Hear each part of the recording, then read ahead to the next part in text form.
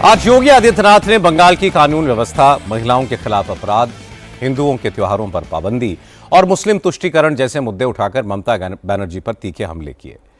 योगी ने कहा कि ममता बनर्जी की पार्टी के जो गुंडे पिछले 15 सालों से टोलाबाजी टैक्स वसूल रहे थे, सिंडिकेट चला रहे थे, अब चुनाव के दौरान तृणमूल कांग्रेस के वही गुंडे लोगों को डराने की कोशिश कर रहे हैं, उन्हें धमकियां दे रहे हैं। योगी ने कहा कि बंगाल के लोगों को ममता के गुंडों से डरने की जरूरत नहीं है, क्योंकि तृणमूल कांग्रेस के माफिया और गुंडों का वक्त पूरा हो चुका है। बंगाल में बीजेपी की सरकार बनेगी, उसके बाद तृणमूल कांग्रेस के गुंडों का अच्छे से इलाज होगा। आप चिंता मत करिए, टीएमसी के गुंडे क्या कह रहे हैं, भयभीत मत होइए।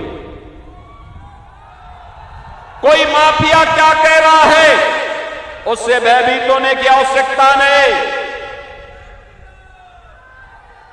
कोई मौलाना क्या पक रहा है, उससे चिंता करने की आवश्यकता नहीं। आने दीजिए डबल इंजन की बीजेपी की सरकार को, ये सभी आपकी चाटुकारिता करते हुए दिखाई देंगे।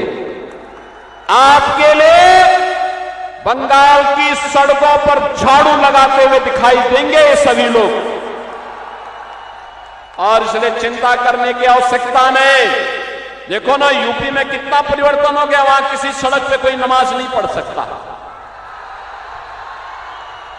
नहीं पढ़ सकता।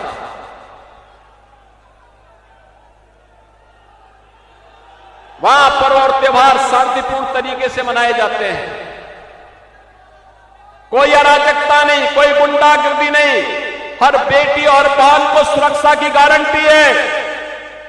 लेकिन बंगाल में धड़ल्ले से गौ कसी होती है, गौ हत्या होती है, गौ तस्करी होती है, पर्व और त्योहार के पहले उपद्रव हो जाते हैं। इसका उपचार केवल और केवल एक है, और वह है डबल इंजन की भाजपा की सरकार, डबल इंजन की भाजपा की सरकार। बंगाल में तृणमूल कांग्रेस और बीजेपी के नेताओं के बीच तीखी बयानबाजी हो रही है, आरोप लगाए जा रहे हैं। ये हर चुनाव में होता है।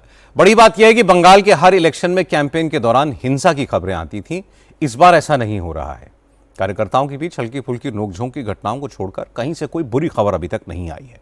ये चुनाव आयोग की सख्ती और बंगाल में भारी संख्या में सेंट्रल फोर्सेस की तैनाती का असर है।